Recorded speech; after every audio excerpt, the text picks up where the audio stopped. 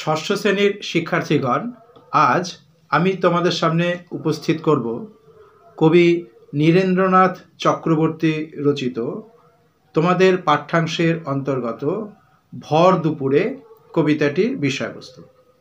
কবি নীরেন্দ্রনাথ চক্রবর্তী রচিত ভর দুপুরে এই কবিতা নিয়ে আজকে তোমাদের সামনে আলোচনা করব।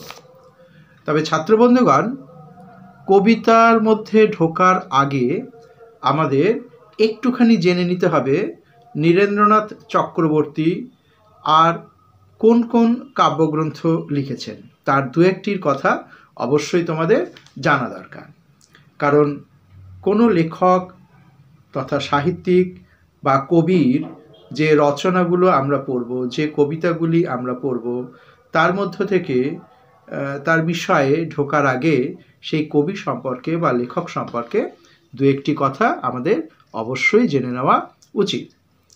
তোমরা দেখবে তোমাদের পাঠ্য বইয়ের মধ্যেই কবি পরিচিতি দেওয়া আছে।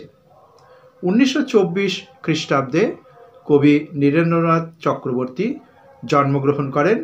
বর্তমানে আমরা যাকে বাংলাদেশ বলি, সেই বাংলাদেশের ফরিদপুরে। তিনি বিভিন্ন পত্রপত্রিকার সঙ্গে যুক্ত ছিলেন।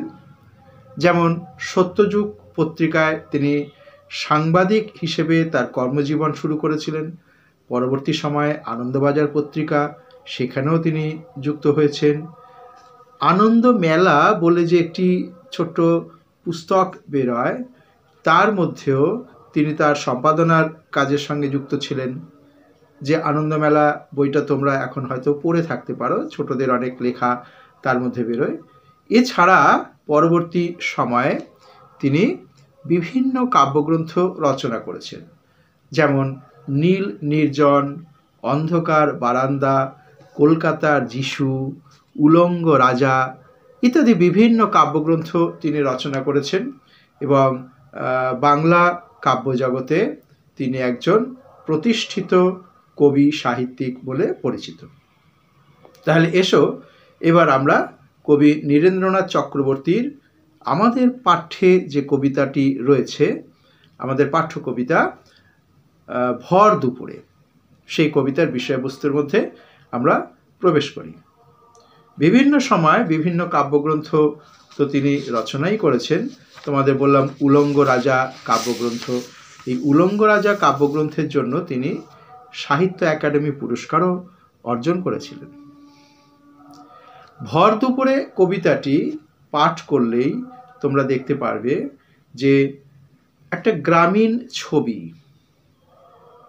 গ্রামের বুকে দুপুরবেলা অর্থাৎ মধ্যাহ্ন, যে নিস্তব্ধ নিস্তরঙ্গ, তার ছবি, একটা প্রাকৃতিক সৌন্দর্য এই কবিতার মধ্যে তোমরা অবশ্যই দেখতে পাবে। দেখো কবিতাটা এমনভাবে কবি লিখেছেন। হ্যাঁ, আর একটা কথা বলি, কবিতা পড়ার সময় তোমাদের অবশ্যই কিন্তু কবিতাটা মুখস্থ করা দরকার। কবিতা মুখস্থ কিন্তু পরীক্ষায়ও লিখতে দেয়, এটা কিন্তু মনে রাখতে হবে। তাছাড়া কবিতাটা যদি মুখস্থ থাকে তাহলে তার সরলার্থটা তৈরি করতে সুবিধা হবে। আবার বিভিন্ন লাইন তুলে যদি প্রশ্ন হয়, সেই প্রশ্নগুলো লিখতে তোমাদের সুবিধা হবে যদি তোমরা কবিতাটা মুখস্থ করতে পারো।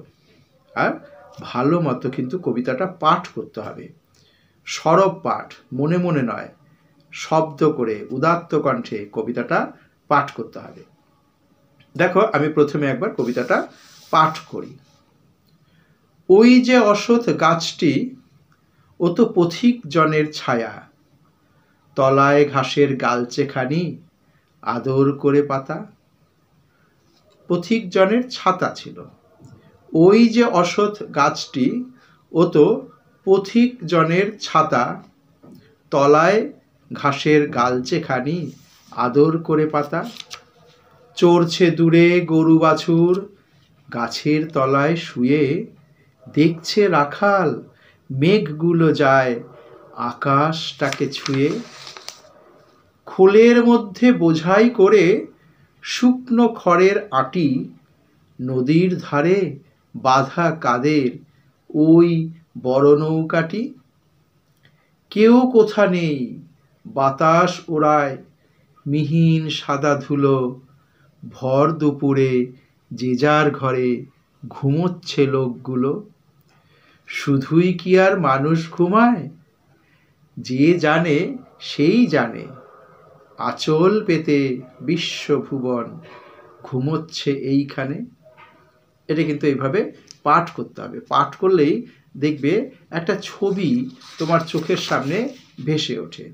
কবিতা আমি গড়গড় করে পড়ে গেলাম তাহলে তো হবে না। কবিতাটা পড়ার সঙ্গে সঙ্গে চোখ বন্ধ করলে যেন আমরা একটা ছবি দেখতে পাই, একটা গ্রামীণ ছবি। গ্রামের বুকে এক দুপুরবেলা, নিঝুম, নিস্তরঙ্গ, নিস্তব্ধ, সেখানে একটি অশ্বত্থ গাছ, সেই গাছের যে তলদেশ, সেখানে ঘাসের বিছানা। আমরা জানি মাঠে ময়দানে এরকম ঘাস দেখতে পাওয়া যায়। দেখে মনে হচ্ছে যেন কেউ সবুজ গালিচা বিছিয়ে রেখেছে। আমরা অনেকে কার্পেট বলি, গালিচা, মখমলের মতো সবুজ গালিচা বিছিয়ে রেখেছে, সেটাই বলছে। ওই যে অশ্বত্থ গাছটি, অশ্বত্থ গাছ অর্থাৎ অশ্বত্থ গাছ, সেটা পথিক জনের ছায়া। কেন না, গ্রীষ্মের দুপুরে যখন পথিকেরা ক্লান্ত শ্রান্ত হয় তখন সেই গাছের ছায়ায় তারা বিশ্রাম করে। অশ্বত্থ গাছ অনেকটা জায়গা জুড়ে বিস্তৃত হয় এবং সেটা যেন নিচটায় ছায়াময় হয়ে থাকে, ছায়া বিস্তার করে সেখানে। আর পথিক জনেরা অথবা গ্রামে যারা চাষাভুষা মানুষ চাষবাস করছে, দুপুরবেলায় একটুখানি বিশ্রাম করে ওই গাছের তলায় বসে। তাই কবি বলছেন যে ওই অশ্বত্থ গাছটি যেন পথিকের ছায়া দান করছে। তলায় ঘাসের গালছে, এখানে যে সবুজ মাঠ, হ্যাঁ, সবুজ মাঠ। তোমরা যারা টিভিতে খেলা দেখো, দেখবে যখন মাঠগুলোকে দেখায় কি সুন্দর, মনে হচ্ছে যেন গালিচা পাতা রয়েছে। সেই সবুজ মাঠ কেউ যেন আদর করে সেখানে ঘাসের গালিচা পেতে রেখেছে। কে আর পাতবে? প্রকৃতি, প্রকৃতির সৃষ্টি, প্রকৃতির অপরূপ সৌন্দর্য সেখানে বিরাজিত। আর দূরে গরু বাছুর চড়ছে, আর গরু বাছুর যখনই আছে রাখাল বালকের কথা মনে পড়ে। রাখাল বালক ওই ঘাসের বিছানায় শুয়ে আছে, দ্বীপ্রাহরিক বিশ্রাম। দূরে গরু বাছুরগুলো চড়ছে, সে দেখতে পাচ্ছে। আর কি দেখতে পাচ্ছে? যে মেঘগুলো আকাশটাকে যেন ছুঁয়ে ছুঁয়ে যাচ্ছে। আকাশের তো সীমা নেই। আমরা ওপরে আকাশের দিকে তাকালে কি দেখি? নীল। আসলে তো মনে হয় ওইখানেই যেন আকাশটা, ওটা যেন ছাদের মতো আছে। আসলে তা নয়। ওই যতই তুমি উপরে যাও দেখবে ওই নীল নীল নীল, অর্থাৎ নীলের কোনো সীমা নেই, শূন্য, মহাশূন্য। সেটা তার নিচে সাদা মেঘ উড়ে উড়ে যায়। হ্যাঁ, সাধারণভাবে সাদা মেঘের কথাই এখানে কবি বলতে চাইবেন। আর বর্ষার মেঘ তো অনেক সময় কালো ঘন হয়ে থাকে, সে মেঘ তার কথা কবি নিশ্চয়ই এখানে বলেননি। যে আকাশকে ছুঁয়ে ছুঁয়ে মেঘেরা উড়ে যাচ্ছে। এরপরে আরেকটা ছবি দেখা যাচ্ছে, নদীর ধারে একটা নৌকো বাঁধা আছে, আর সেই নৌকোর খোলের ভেতরে কি আছে? খড়, শুকনো খড় বোঝাই আছে। অর্থাৎ সেই নৌকোয় করে খড়ের আটি অন্য কোথাও নিয়ে যাওয়া হবে, বাণিজ্যিক নৌকো হয়তো সেটা। খোলের মধ্যে বোঝাই করা, খোল মানে যে নৌকোর খোল, যেখানে জিনিসগুলো রাখছে আর কি, তার মধ্যে বোঝাই করা আছে শুকনো খড়ের আটি। কবি বলছেন নদীর ধারে বাঁধা কাদের ওই বড় নৌকাটি, কেউ যেন বেঁধে রেখেছে। কাদের জানি না, কবিও জানেন না, আমরাও জানি না, কিন্তু একটা নৌকো সেখানে বাঁধা রয়েছে, আর নৌকোটা বোঝাই করা রয়েছে খড়ের আটি দিয়ে। কেউ কোথা নেই, বাতাস ওড়ায় মিহিন সাদা ধুলো। হাওয়া বইছে আর মাঠের বুক থেকে সেই ধুলো, সাদা ধুলো চারিদিকে ছড়িয়ে পড়ছে, উড়ে উড়ে যাচ্ছে। নিস্তব্ধ নিস্তরঙ্গ দ্বীপ্রহর। গ্রামীণ সংস্কৃতিতে আমরা এটা দেখতে পাচ্ছি, কোথাও শব্দ নেই। দূরে ঘাসের বিছানার ওপরে রাখাল বালক অর্ধশায়িত অবস্থায় রয়েছেন, গরু বাছুরগুলো দূরে চড়ছে, আকাশ দিয়ে মেঘ ভেসে ভেসে যাচ্ছে। এরকম একটা সৌন্দর্যমণ্ডিত ছবি কিন্তু কবি এখানে তুলে ধরেছেন। আর ভর দুপুরে গ্রামের মানুষ, অর্থাৎ যারা গৃহে রয়েছে, তারা একটু নিশ্চিন্তভাবে বিশ্রাম করছেন, অনেকেই ঘুমোচ্ছেন। কিন্তু কবি এখানে প্রশ্ন তুলেছেন, শুধু কি মানুষ ঘুমোয়? শুধুই কি আর ঘুমোয় মানুষ ঘুমোয়? যে জানে সেই জানে। অর্থাৎ সবার পক্ষে জানা সম্ভব না, কিন্তু যার অনুভূতি শক্তি আছে সে জানছে। কি জানছে? আঁচল পেতে বিশ্বভুবন ঘুমোচ্ছে এইখানে। সমগ্র বিশ্বের যেন শান্তি এই গ্রামীণ সংস্কৃতিতে বিরাজ করছে। কবি যে অঞ্চলের কথা বলছেন, নির্দিষ্ট কোনো অঞ্চল নয়, কিন্তু আমরা পড়ে বুঝতে পারছি একটা গ্রামীণ বঙ্গের কথা এখানে বলা হচ্ছে। সেখানে সেই দ্বীপ্রহর নিস্তরঙ্গ, একটা ভর দুপুর একদম ভরপুর দুপুর যাকে বলা হয়। গ্রামের মানুষ তখন বিশ্রাম করছেন, গরু বাছুর চড়ছে, রাখাল বালক অর্ধশায়িত অবস্থায় দেখছে আকাশ দিয়ে মেঘ ভেসে যাচ্ছে। হ্যাঁ, একটা খুব ছন্দপূর্ণ কিন্তু নিস্তরঙ্গ নৈশব্দ সেখানে বিরাজ করছে। বিশ্বভুবন সেখানে ঘুমিয়ে পড়ছে, আঁচল পাতা, মাটির বুক, সেটাই তো ধরণীর আঁচল। ধরণী মাতা যেন আঁচল বিছিয়ে দিয়েছেন, অর্থাৎ ওই যে মাটির বুকে তো আমরাও বিরাজ করছি, আমরাও অবস্থান করছি।